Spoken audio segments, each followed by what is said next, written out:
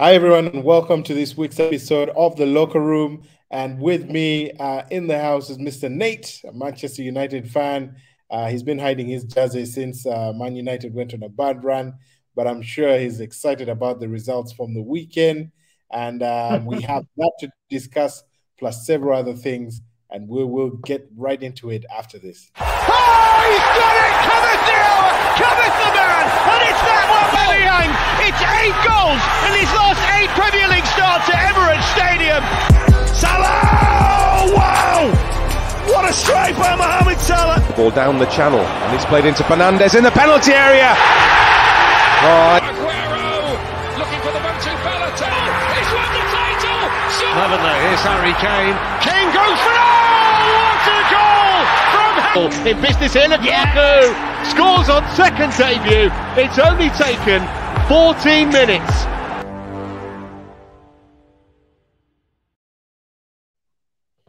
Brilliant, brilliant. Welcome back if you're just joining us. Welcome to The Locker Room right here on Top6Fan TV.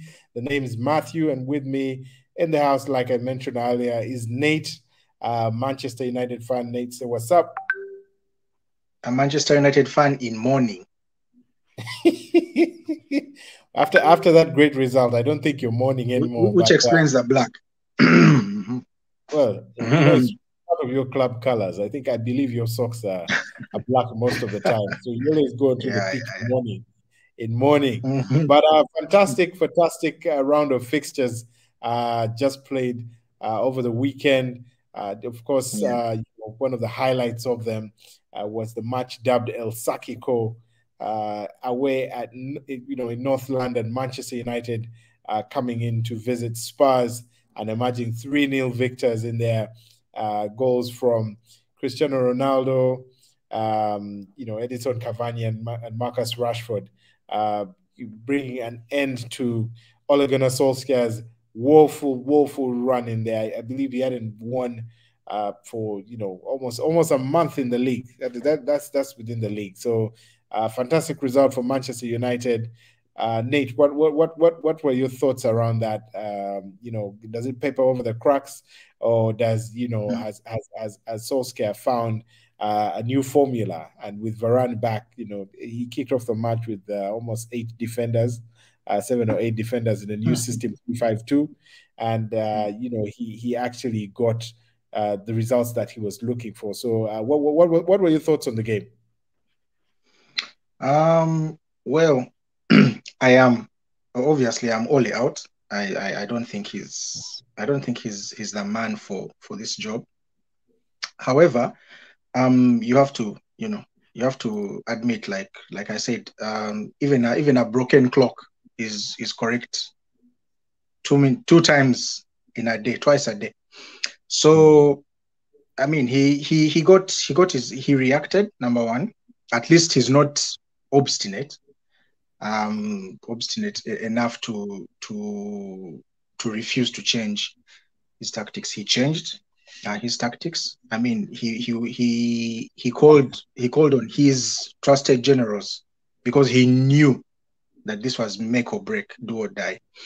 So he employed tactics. Of course, the tactic was to defend and then hit on the counter. So it was kind of like, guys, let's prevent any goals being conceded, and then if we can, let us smash and grab, and that is what happened, albeit against very woeful Tottenham side. Out of ideas, they were so poor. They were very, very poor in every department of the pitch, especially. Let me just ask. Because we will come back to Spurs, but what were your thoughts around Cristiano Ronaldo's performance? Because I believe he took his goal quite well. Sumptuous volley coming from Bruno Fernandes assist there. And I think obviously assisting Edinson Cavani as well in there, it does look like Ronaldo remains the talisman.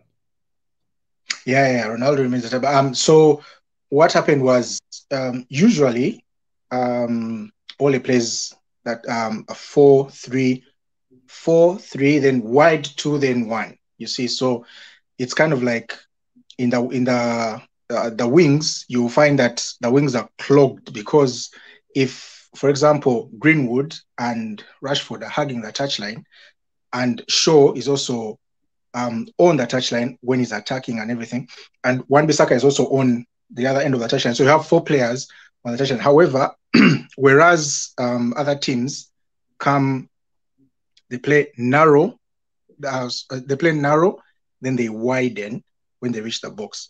So they do that 4-3-3 kind of thing. So the 3 are kind of like in the middle, and then the attackers are out wide. That is what Ole has been doing. However, now you can notice he narrowed it. He narrowed the pitch. You know, so it was the wide players. The wide players that Wan-Bissaka and Shaw were wide, and then the guys were in the width of the box, Cavani and Ronaldo. So it gave them that opportunity to come through and attack and just cross those balls in. However, of course the difference was always going to be Bruno Fernandes, Ronaldo. The trusted generals, Ronaldo, Cavani, Bruno Fernandes. So it was a moment of brilliance because McTominay passes him the ball. He gets it, turns immediately. It's like he crossed the ball while he was turning his head to look. It was. I like Ronaldo's finish, but I like Bruno's assist even more. It was fantastic. So it was a very, very wonderful combination. Of course, Ronaldo is. I mean, I don't know why people keep doubting him and keep thinking he's not good. He's not great. Ronaldo is a star, pure star.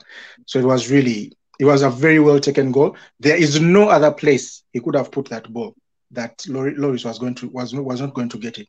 So he put it in the only place that he could not get it, and it was just it was a fantastic strike, very clean strike. So would you say that Ole's job is now indefinitely saved? I mean, we did see what happened to Nuno Espirito Santo, just developments. Getting the sack in the Daniel Levy, Spurs chairman, wielding the axe, and Nuno Espirito Santo is no more after a little over 4 months in charge. We don't know who's coming in next. Rumors Antonio Conte, rumors the guy from Porto, but we will wait and see what happens. But do you believe Solskjaer would have gotten the sack if Man United had lost this game by that same score? Let's say 3-0 to Spurs. So the reaction from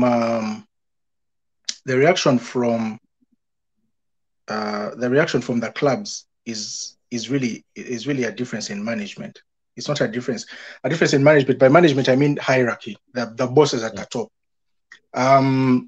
Levy is a CEO that reacts to the needs of the club. Albeit, he makes some mistakes here and there. I mean, it was a mistake to fire Pochettino, and hiring Mourinho was definitely a mistake.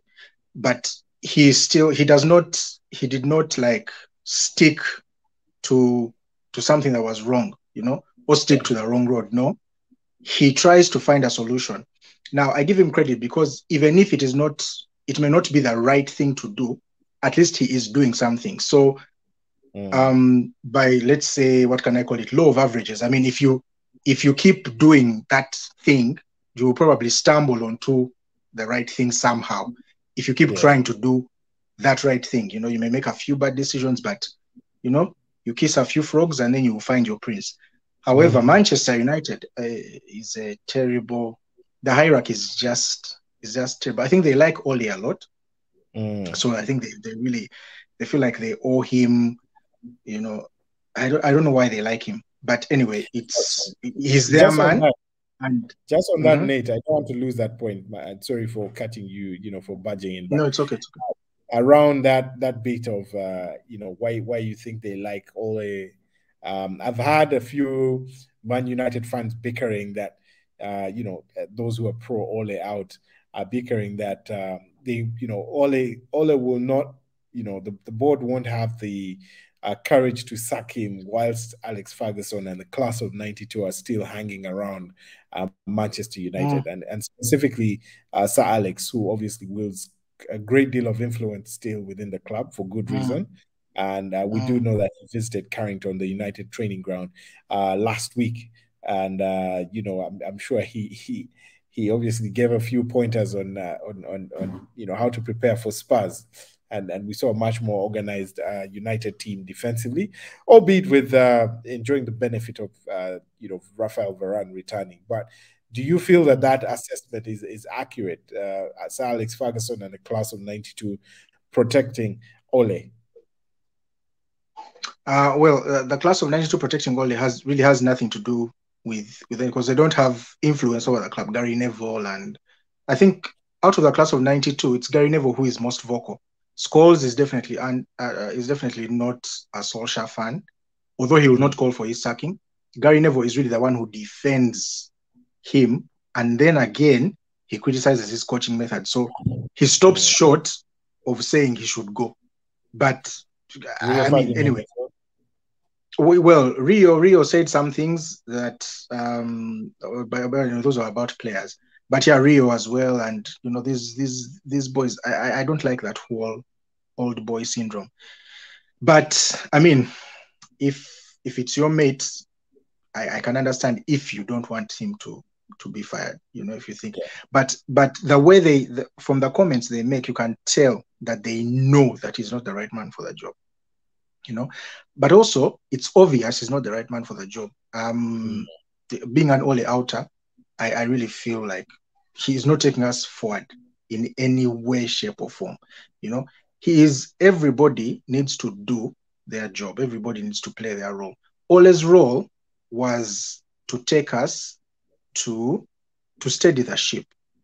Now, a person who steadies the ship cannot be then made the captain of the ship. That is not the right thing to do. And his contract was given to him out of the euphoria of beating PSG in that quarterfinal. I think it was a quarterfinal. Maybe probably the quarterfinal in 2019. I mean, it was out of that. And when they gave him the contract, everything just went downhill from there. You know, so and so it's been wave after wave. I mean, there's a wave of good results, then we ebb, then we. It's just weird. But let me ask. You know, your next run of fixtures. If let's say you know, he loses your next 3 games, or let's say your next 2 games, which he will. Yeah, what I'm picking is that you still feel he'll be here till the end of the season. But let's because now you see these guys, because they are so slow to react, or so slow to make decisions, you know, because the hierarchy still feels like, oh, I mean, let's give him a chance, because they said that he has 3 games to save his. I mean, if you're saying that if you're thinking of sacking someone, there has to be a reason why you're thinking of sacking them. I mean, 5-0 against Liverpool, that is outrageous and very. It's just disgusting. But then, not to mention the results before. Yeah, the results before, you know. So they have, and it's not even just. Someone does not have to lose and lose.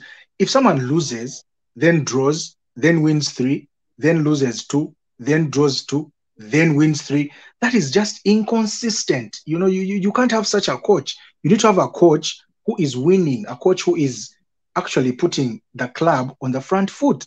But this guy is not doing that. But you see, back to the board, what they did is they delayed. I mean, they stayed the execution, and now the person who they probably were looking at to hire has now been hired by Tottenham. So you had that was an Ole scheme, right? Beat Spurs, I mean, get the manager who is likely to be the biggest threat. That guy is just, I don't know, he's lucky, you know, he's very lucky. Right place, right time, right circumstances. But you see, now they have panicked. So the people that they can have, personally, I'm glad that Conte is not coming to the club, because I think that would have been another problem altogether. However, So now we have, how many options do we have? We have the Zidane or no, Potter can't come to the club, you know, because he has a good football mind, but football is not just about how much of the game you know, it's about the egos of the players and you know. Actually, I think Spurs would have been good for him. Spurs would have been good for him. Yeah. I think Potter needs to go to Newcastle.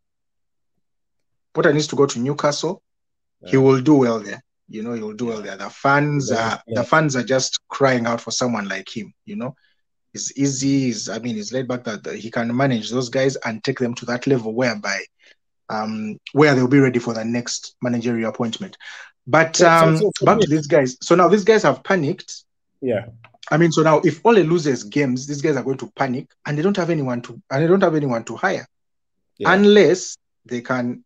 Personally, I'm a Xavi fan, of course, but Xavi can't come to United. It's a step down for him, even if he's coaching in Qatar. But, that one is Barca bound, definitely. But I'm an Eric Ten Hag fan. You know, he's worked under Guardiola. He's done very good work at Ajax. I think that is where we are headed. That's the guy that I see. Otherwise, if they begin this business of Brendan Rodgers, what? Ole is staying till the end of the season.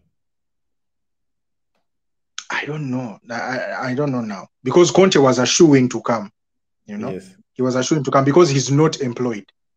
But Zizou, does Zizou want to come? Zizou's waiting for the France job December next year after the World Cup. But is Deschamps retiring? Yes, the World Cup is his last tournament. So it has been. Yeah, but Zizou can come and coach us until then and then go away. No, but that's also not good for stability.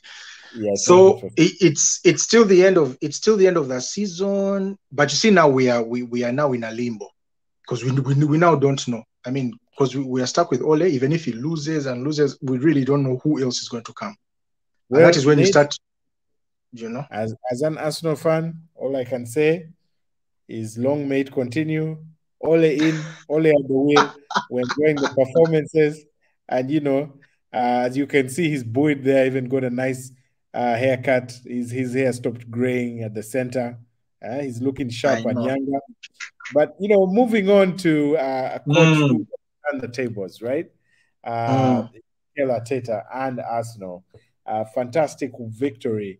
Away at Leicester City, and you know, goals coming in there from Gabriel Magalhaes, the defender, and Emil Smith's role, kid on the block, taking the weight and the pressure off Saka, you know, to pop goals. Of course, Saka did come in with an assist or two, and you know, Arsenal seeing out the result because they actually scored those goals in the first half.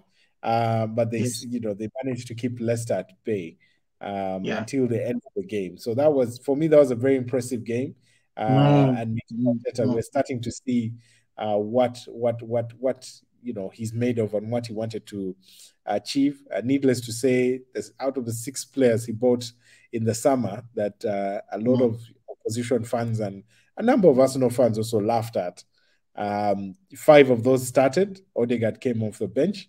But we can see that, you know, he's getting you know, his signature firmly printed on the team, and the play is now coming out. And this is what we're not seeing about 6 games ago. The playing style was still a bit shaky, but with the players coming back, Partey in the center, the whole defense actually that started are his players. Tomiyasu on the right, Tavares there filling in for Kieran Tierney. We don't even know, you know, how Kieran Tierney is going to react to that, because that's a major threat to his position. And then, of course, the pairing of Ben White and Gabriel Magalhaes, Lacazette coming back into the team and giving us a boost as well. And, of course, our version, the newest Avenger, Mr. Aaron Ramsdale as well, the goalkeeper, pulling in some fantastic performance. So, but, you know, great stuff all around from the Arsenal team. What was your take on the match? It was. I watched the entire game, and I can't say that about very many Arsenal games. But yeah, I watched the entire game, and it was just good stuff to watch. I really liked Tavares. He was attacking very, very well. Of course, Emil Smith Rowe is the one that it goes. I mean, it goes without saying. He was really, really good. Ramsdale, like you said, Arteta. Me, I like Arteta. I think I like coaches who are into that whole Johan Cruyff kind of kind of football. Guardiola, then Guardiola's understudy is Arteta, Eric Ten Hag, those guys. Arteta has an idea. When Arsenal fans were all up in arms, Arteta out, I was like, the friends of mine that I have that are Arsenal fans, I was telling them, you know what, this guy knows what he's doing, and it's going to take time, because he had a very bad squad, but you can see when a coach puts his footprint on the team. And how does a coach put his footprint on a team? Either he turns the players that he finds there into players who can do what he wants, or he buys players, through the transfer windows that he believes can play out his ideas on the pitch. Either way, he is when you transform a player from A to B, you are in essence getting a new player, because he's now leaving his old ways of playing behind and he's now adopting to your new ways of playing. Now, when you identify the players that can play your way, you then add onto them players who can really play your style of football. And because of that, he has. And you remember Edu saying in an interview, he came and said, "You know what, guys, judge us when our players are back, when our players are fit, and when our players have played some few games under this management, under Arteta. I believe in him, but I'm just asking for you guys' patience." And he's being proven right. Sometimes football is about waiting it out. Of course, there are sometimes when you really see that this is not going to work. Excuse me. But Arteta, I mean, the match was fantastic. Arsenal soaked in the pressure very well. Ben White is good. Ben White and Gabriel are fantastic. You saw the Gabriel header. Wow. Yeah. I think he rose over Johnny Evans. Was it Johnny Evans, right? Yeah, I can't remember who was around Evans. I think it was Evans. Just need to check. It was over Evans. It was a really, really nice header. That one was a real defender's, the defender attacking that ball off a set piece. Yeah, and Guy did it very well into the, Yeah. It was not that conventional header, but it was just, he glanced, it was a glancing one. Yeah, and that one you can't grab. Speaking of guys who are airborne, this man right here in the visual, Aaron Ramsdale, what he is. He's just come in and taken the shot of Ban Leno after Leno putting in.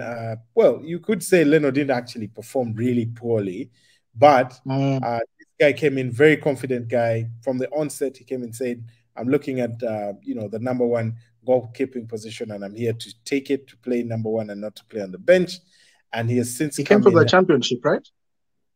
His team was relegated last season. I think it was it West Brom, was it? No, it was West Brom. It was what was the other team that was relegated?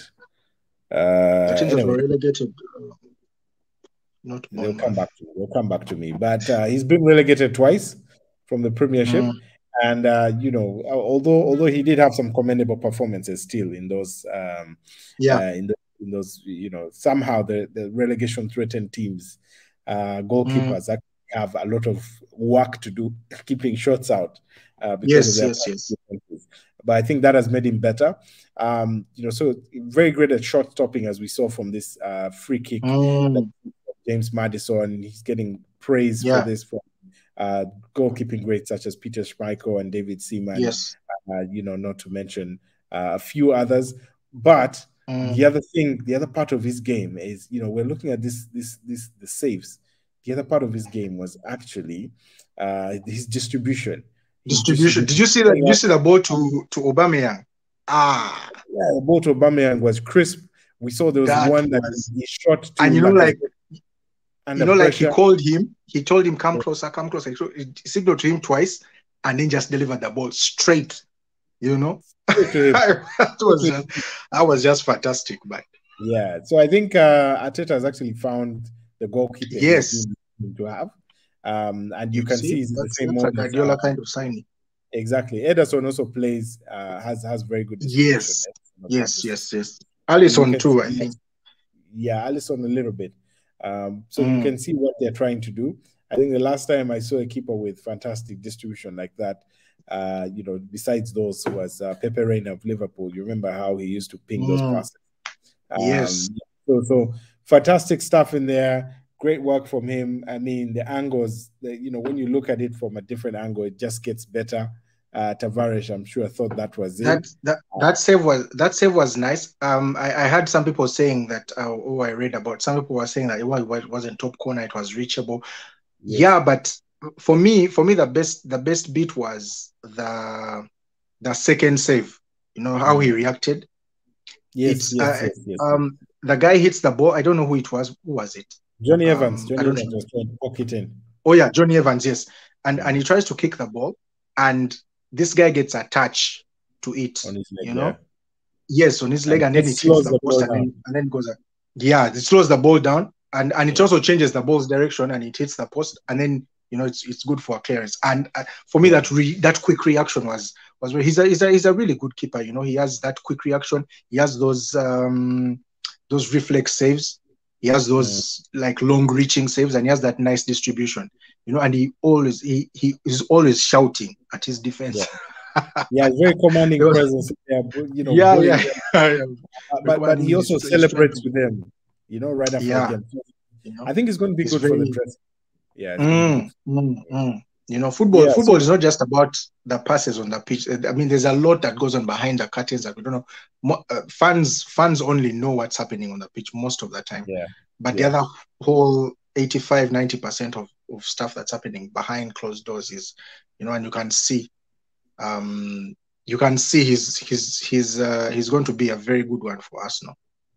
Yeah, indeed. Moving on from the Arsenal,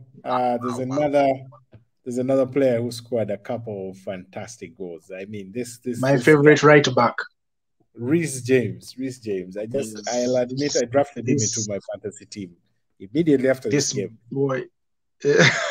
I've been keeping an eye on him. Shouldn't I? Chelsea going away to the new money bags of the Premier League. Newcastle, of course, they haven't spent their money yet, so they're still in hibernation mode. But a 3-0 defeat there for Newcastle. Chelsea winning 3-0. Goals coming in, from that man there, a pair from Reece James, and then a penalty from Jorginho. But finishing from those two goals, absolutely. That was just mind blowing. Just out of this world. This guy knows where the goal is. He's a very clean striker of the ball. He's a very clean striker of the ball. He's really. These are the guys that are going to ensure that Wan-Bissaka never gets an England cap. Exactly. He's never going to be capped because this guy is good. This guy, I like. He's my favorite. He's my favorite right back because Wan-Bissaka is a good defender, but he's so bad going forward. Trent Alexander. Trent Alexander is fantastic going forward, but he has a few positional problems when he's tracking back or stuff like that. This guy is a mixture of both. It's like he's Trent and Wan-Bissaka combined, and you see he does both roles very well. Yes, he's with an eye for goal as well. He's really good, He's really good, and that is one thing that he has over Kyle Walker. Kyle Walker has a strike in him here and there, but this guy is a good. So for me, he would be England's number one right back because Kyle Walker is fantastic, but this guy adds the goal element. I mean, he's a complete right back. He's really good. Yeah. I think it's time for the youth to take over. So I see him and Trent Alexander-Arnold tussling it out for that England right backs. The likes of Kieran Trippier and the Man City guy who you just mentioned, Kyle Walker. I think that there's too much competition at that spot. Yeah, there's too much competition. That's a good man. But Chelsea, Chelsea are finding goals all over the pitch. Yeah. Last week it was Ben Chilwell, a defense who scored like his third consecutive goal, and then you had goals coming in from all other parts of the midfield. These guys are actually not missing Lukaku and Timo Werner. No. But can they keep it up? Can they keep it up? Of course they can. You see now a team like this one is showing you that they bought Lukaku for what, 98? Close to 98 million, was it? Yeah, it was 98 million pounds. They are showing you that our 98 million Rolls Royce is not in. And by the way, even before he fell out, he hadn't scored in like 7 games, I think. 7 games or something like that, yeah.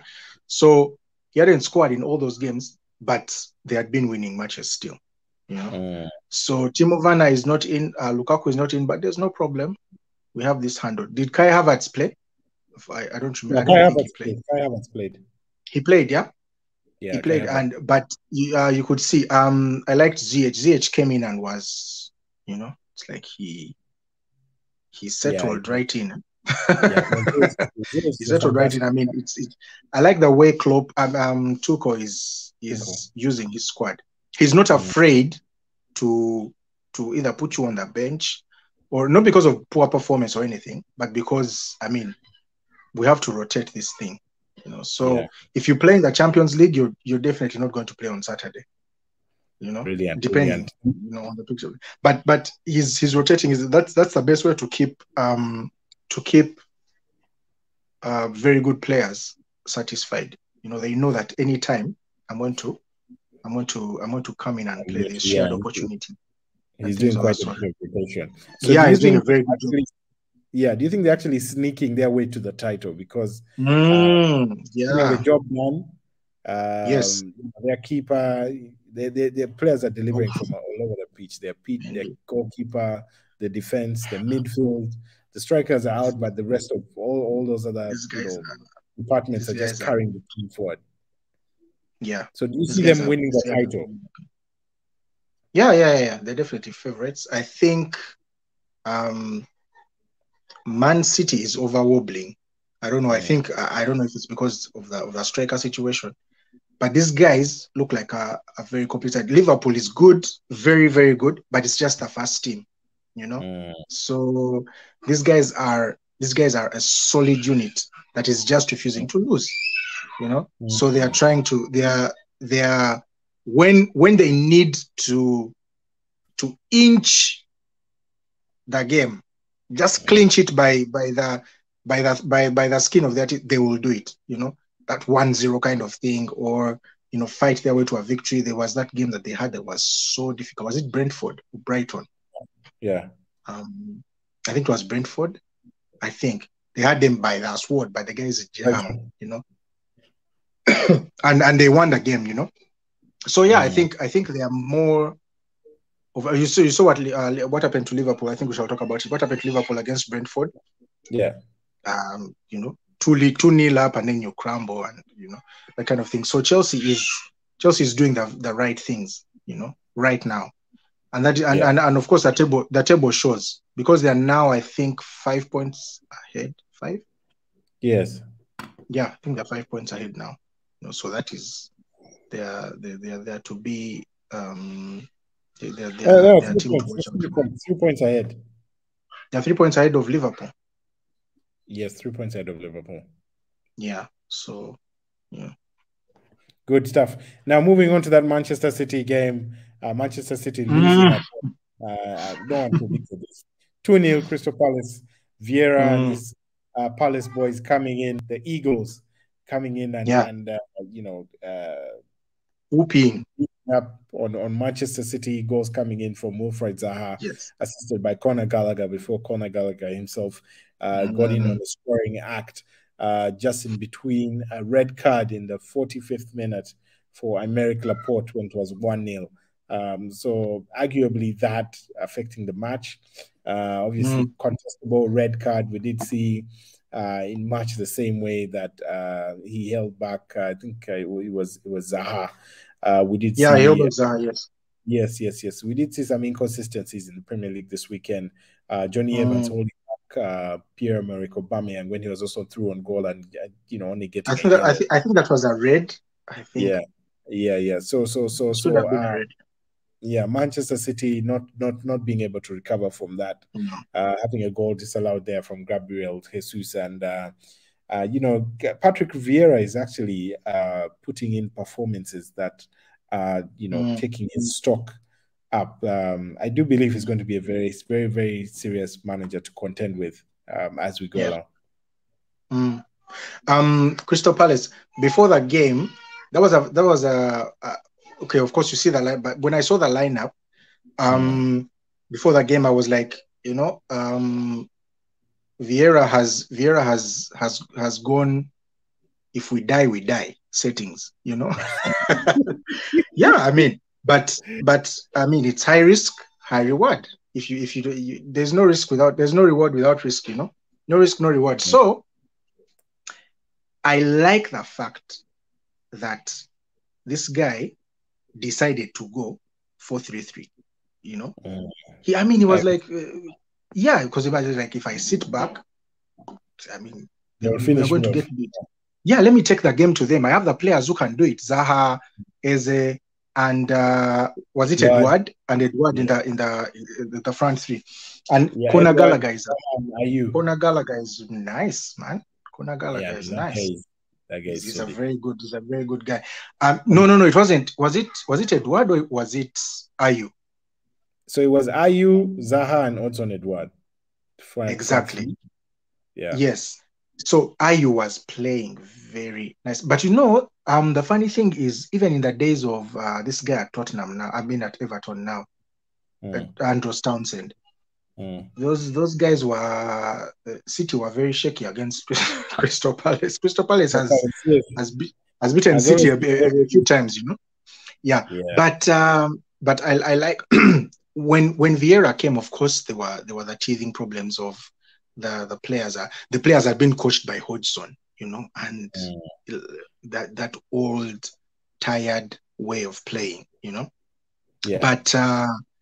But Vieira, my worry for Vieira was I like Vieira, I wanted him to succeed, but my worry for him was that it was going to take so much time, and the owners were not going to wait around, because remember they fired Frank De Boer, at some point, I think 2 seasons ago. They fired him for losing. I think he lost, was it 6 or 5 games?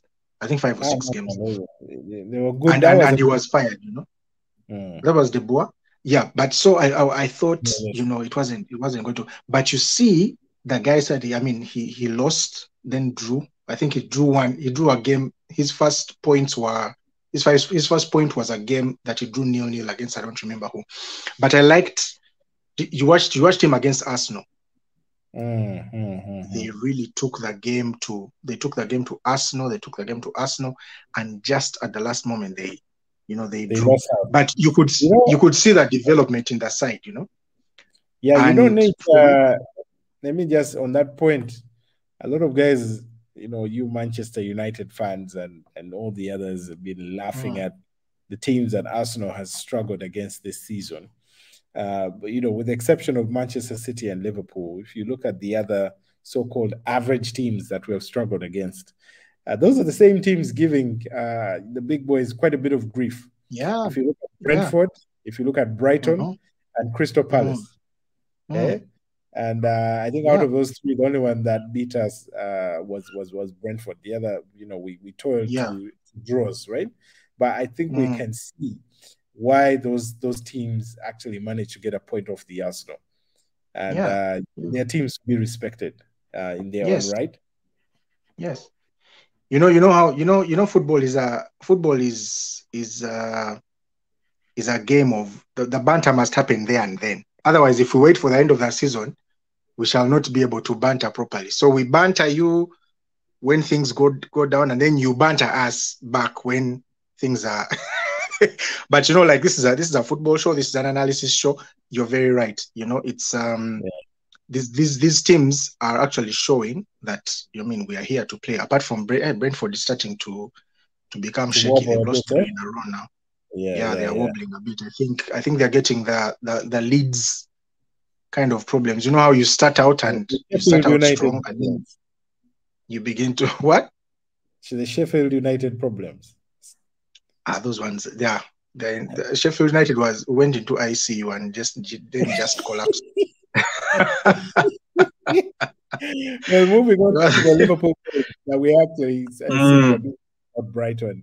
Liverpool taking a 2-0 lead in their goals. Yeah. In from Sadio Mane and Jordan Henderson.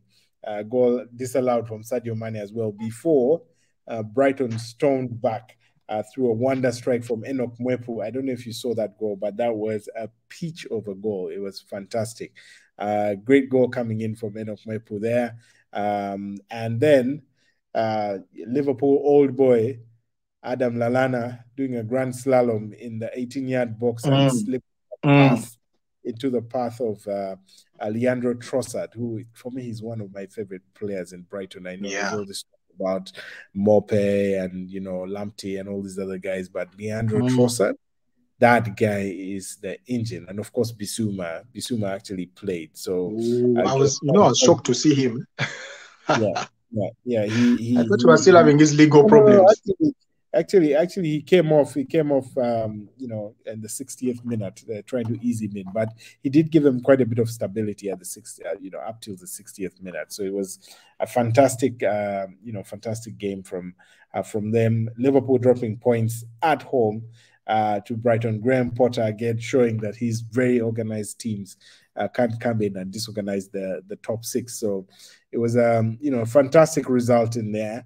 And what do you feel? Liverpool, of course, Salah still did score, but I did come in with an assist, and at least appeased some of us who had captained him in fantasy with a few points in there. But yeah, I mean they are still for me the second best team to play currently in the league, and for me. Odds on to finish second, although I did make a beginning of season prediction that they would win the trophy. I do feel the African Cup of Nations is going to dent them quite a bit. Salah, Mane, Keita is for me, it's too big a loss for them to recover over a good course of 8 weeks or 2 months. That's a big chunk of time, but we will see. And there'll obviously need to be recovery time for Salah. Nate, we'll have to leave it at that for now. And it's been catching up and chatting with you, and hopefully we'll get you back on the show next time. And Ole survives. He survives El Sackiko, as they say. And we'll wait to see. Like I mentioned earlier, long may that continue. I'm a big fan of Ole at the wheel. Terrible. He does give us some good times, that man, Ole. So we'll have to leave it at that for now. I wish you a great rest of the week, and take care. Stay safe, man. All right. Cheers. All right. Cheers.